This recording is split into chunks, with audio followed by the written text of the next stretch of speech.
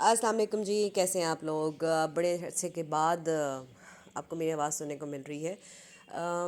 Cooking channel چل رہا تھا میرا، بہت اچھا چل رہا تھا، اس کے بعد میں نے تھوڑی سی بریک لی۔ اب recently we visited Saudia for عمرہ، تو میں نے سوچا اس کے بھی کچھ ایکسپیرینسز آپ کے ساتھ شیئر کیے جائیں، اور پھر will be back to cooking and everything.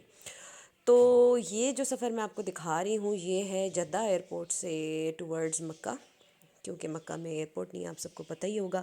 تو بہت سارے لوگوں کے سوال ہوتے ہیں جی روٹ کس طرح کا ہے، کتنا ٹائم کا ہے اور کیا۔ تو جدہ ایئرپورٹ پہ سیلف آپ کو 2-1 گھنٹے لگتے ہیں۔ اس کے بعد آپ کو جب آپ نسک ایپ سے جو آپ کی ہوئی ہوئی ہوتی ہے گاڑی، وہ آپ کو ریسیو کرنے کے لیے باہر کھڑی ہوتی ہے، اس کا نمبر، اس کا ڈرائیور کا نام، ہر چیز آپ کو نسک ایپ پہ ملتا ہے یا آپ کے ایجنٹ کے تھرو ملتا ہے۔ تو آپ ان سے کانٹیکٹ میں رہتے ہیں۔ بہتر یہ کہ آپ جدہ ایئرپورٹ سے ہی سم لے لیں، ہم نے یہی کیا تھا، اس سے ہمارے لیے اس سے رابطہ کرنا بڑا آسان ہو گیا تھا۔ اچھا، اگر کسی بھی ریزن کی وجہ سے آپ نے سم وہاں نہیں لی ہے تو آپ کو میں ایک چیز کلیئر کر دوں کہ ان کے اپنے ایئرپورٹ پہ فری انٹرنیٹ ہوتا ہے۔ تو آپ واٹس ایپ پہ یا کسی چیز پہ جس سے آپ نے پہلے ان سے کانٹیکٹ کیا ہو یہاں سے نکلنے سے پہلے، تو آپ ان سے وہاں پہ بات کر سکتے ہیں اور ان کو بتا سکتے ہیں کہ آپ اتنی دیر میں پہنچ رہے ہیں اور یا پھر پہنچ چکے ہیں۔ ایئرپورٹ کے احاطے سے نکلنے سے پہلے آپ نے بات کریں، کیونکہ جب آپ اسے باہر نکل جاتے ہیں تو وہ انٹرنیٹ کی فیسلٹی ختم ہو جاتی ہے، اور اس پہ لکھا ہوتا ہے فری انٹرنیٹ کے نام سے نا، وہ ہوتا ہے۔ تو آپ اس کو لاگ ان کریں، آپ ان سے بات کریں اور ان کو انفارم کریں کہ اتنی دیر میں ہم نکل رہے ہیں۔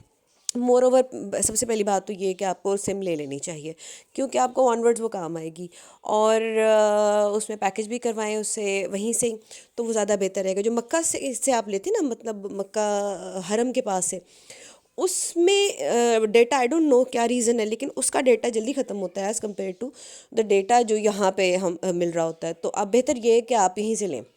اور ہم نے ایس ٹی سی کی لی تھی، ہمیں تو بالکل تھرو آؤٹ بہت اچھا رہا، اس کا کوئی ایسا کوئی مسئلہ نہیں آیا۔ تو آپ دیکھ لیں آپ کو جو صحیح لگے، آپ کا پچھلا کوئی ایکسپیرینس ہے یا آپ کے کسی فیملی ممبر کا۔ تو میرا فی الحال ایس ٹی سی کا ایکسپیرینس بہت اچھا رہا تھا، ہم نے وہ لی تھی۔ اس کے بعد ان صاحب سے ہمارا کانٹیکٹ ہوا، ہم باہر آئے، ہماری گاڑی ریڈی تھی، ہم بیٹھے۔ اچھا، ایک اور چیز بتا دوں، سیٹ ٹو سیٹ سفر کرتے ہیں یہاں پہ، ایسا نہیں ہے کہ آپ نے کسی کو بچے کو گود میں بٹھا کے اور یہ وہ اس طرح کا نہیں ہے سین۔ اور پھر اس کے بعد ہی ہمارا سفر بڑا اچھا رہا۔ روڈ بہت اچھی ہے، جیسے ہمارے پاکستان میں رنگ روڈ بنی ہوئی ہے اس طرح کی کنیکٹنگ روڈ ہے جو باہر سے لے کے جاتی ہے، اور اس کا ٹوٹل جو راستہ ہے نا فرام جدہ ٹو مکہ، وہ پورے 1 گھنٹے کا ہے۔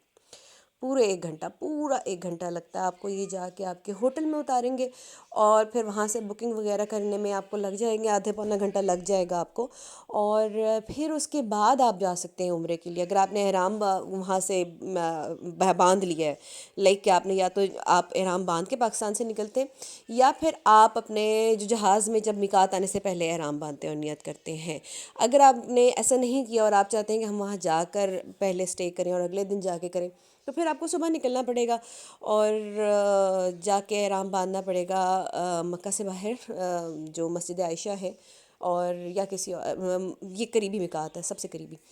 تو آپ اس میں جائیں اور اسی طرح سے پھر واپس آ کے اپنا عمرہ کریں۔ ہم لوگوں نے احرام یہاں سے باندھ لیا تھا، اور پھر میقات جب اناؤنسمنٹ ہوئی اس میں ایئر لائن میں، تو ہم نے وہاں پہ نیت کر لی تھی، نوافل پڑھے تھے، اور پھر اس کے بعد ہم نے جو ہوٹل میں اپنا اس گاڑی کے تھرو پہنچ کر چیک ان کر کے پھر واپس، کیونکہ ہمارا ہوٹل ووکو تھا نا، تو اس کی شٹل سروس چلتی رہتی ہے۔ اچھا، اگر وہ نہ بھی ہونا تو بھی آپ کی وہاں پہ بہت زیادہ جو ہے کیبس چل رہی ہوتی ہیں، ایزیلی آپ کو مل جائیں گی، اور آپ پہنچیں حرم اور اپنا عمرہ مکمل کریں۔